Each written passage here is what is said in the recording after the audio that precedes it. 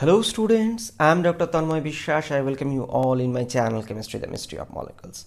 Today's topic of discussion is an MCQ about the reaction of alcohol. You can see this is cyclohexanol and it undergoes 3-step reactions, and ultimately you have to say what is the major product of this reaction, and here you can see 4 options are provided. So I request you student, please pause the video, try by yourself, and whatever answer you get, please write in the comment box along with few words as explanation. Don't worry whether your answer will be right or wrong, because remember one statement: self-evaluation is essential for improvement, and that's why you should try. I believe you have tried by yourself, so it's my turn to give you the right answer. See student, here the molecule is pretty simple, this cyclohexanol. That's why my recommendation, just focus on the reagent stepwise, what they is given and what will happen. We know P2O5, if you look at it, is actually an acidic oxide, and you may consider it's an anhydride of phosphoric acid. And phosphoric acid, student, it is actually strong acid. So what happens if it reacted with alcohol in terms of heat? Obviously first there will be protonation, OH2 plus, and second step this OH2 will be leave, it will produce one carbocation, and next one removal of neighboring one hydrogen, it will produce this alkene. So first step is P2O5, and heat if you react it is produce cyclohexene. So let's go stepwise. So first it produced this alkene, cyclohexene. So this thing you can consider acid catalyzed dehydration reaction. Now in the next step the reagent is chlorine in carbon tetrachloride, because we know that these halogens could be polarized in presence of any nucleophile, and in this case double bond act as nucleophile, and it reacts and it produces that bridge bromonium ion as intermediate. So sorry, in this case I should not say bromonium, it's my mistake, it should be chloronium ion as intermediate. And in the next step this chlorine will attack from the backside via SN2 pathway, this ring will open and it will produce trans 1,2 dichlorocyclohexane.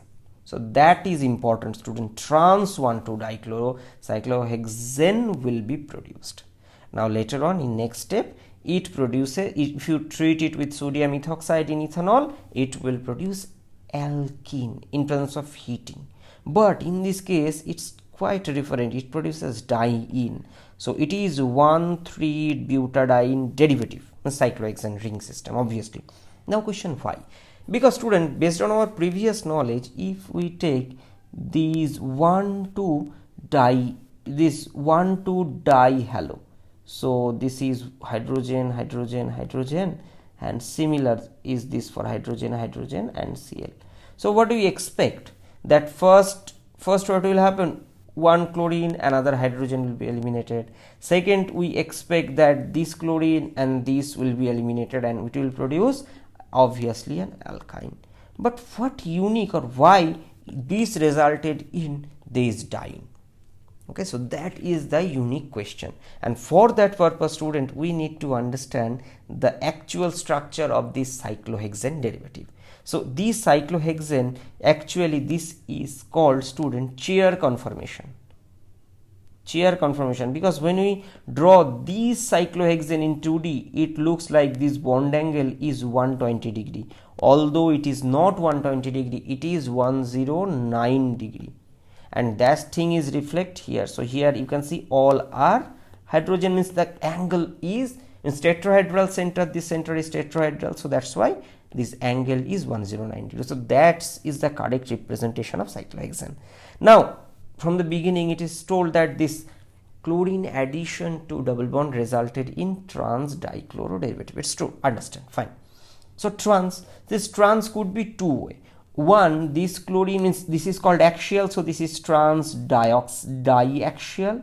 So you can write that trans diaxial, and this cyclohexane could flip also, and in this way it will produce trans di-equatorial. Trans di-equatorial means this chlorine are in equatorial position, previously it was in axial position. Okay, so this equatorial position. Now we learned previously that elimination happens in anti-periplanar orientation, means if chlorine is here, then there should be an anti-hydrogen, otherwise elimination will not happen. First this base will abstract here, these bond pair of electron will be donated to the sigma star of this carbon chlorine bond. So this will be donated to the sigma star, and in this way this chlorine will leave and it will result in alkene. Now here you can see clearly that this chlorine has only one hydrogen this side, exactly 180, and not only that, this is chlorine 1, this is chlorine 2. If you look at just now number, I am not saying 2 chlorine, it's a number just. So it has one hydrogen, anti-periplanar, means 180 degree here. So that's why you can see that these H2 chlorine 2 will be eliminated one side, and these black H and chlorine 1 will be eliminated, and that's how it will produce this diene. So that is the tricky thing in this question. So if we say what are the key steps and name reaction associated here, first step is the acid catalyzed dehydration, because P2O5 could be considered as the anhydride of phosphoric acid, orthophosphoric acid more specifically if I say. And second step is halogen addition to alkene. I've already discussed these two reactions previously, and it results in trans dihalo derivative formation, and later on that is anti-elimination of HX, means HCl in this case, to produce the alkene, and since here two are adjacent, that's why it will produce a conjugated diene. So anti-elimination to get diene. Okay, so what will be the right answer? Right answer is option D is the right answer. Now if this question appear in an exam less than 30 seconds, how can you come to the right answer? So for that purpose, first you understand P2O5 heat, obviously in this case I suggest to student write it alkene. Chlorine CCl4, obviously, so it will be this trans dichloro, this part is very crucial. So trans dichloro thing, fine, I got. Now sodium ethoxide in ethanol, elimination reaction will happen. Okay, that's agree. So this option A is not possible, gone. Option C, there are 2 chloro, so elimination will happen 2 HCl. So diene formation possible, but diene attached to chloro, this is illogical option. Now there is a competition between whether B or D. Now if we consider from a normal and knowledge point of view, we can expect that okay, there is one hydrogen, it could be eliminated, but see, this chloro and this hydrogen are cis to each other, but elimination is anti. So these elimination, these two, I repeat student, these chloro and these hydrogen elimination is not possible. Similarly, you can say that these above hydrogen and these above chloro elimination is also not possible. So that's why this is not possible. So what is left? Option D left. So this is the answer. So if this question comes in an exam, if you follow this trick little fast way, less than 30 seconds, you can solve it.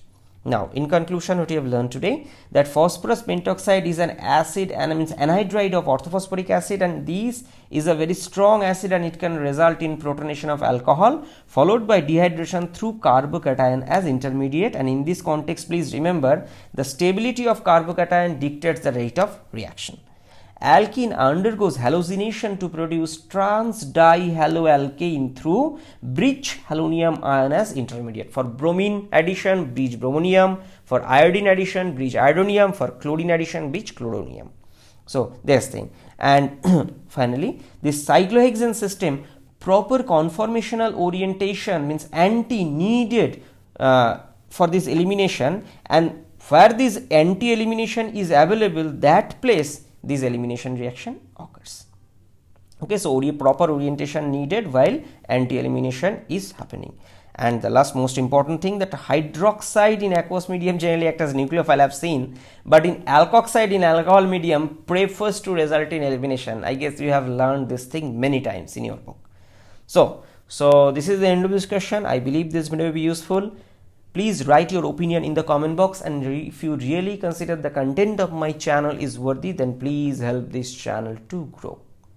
Thanks for watching. See you in my next video. Bye bye. Take care.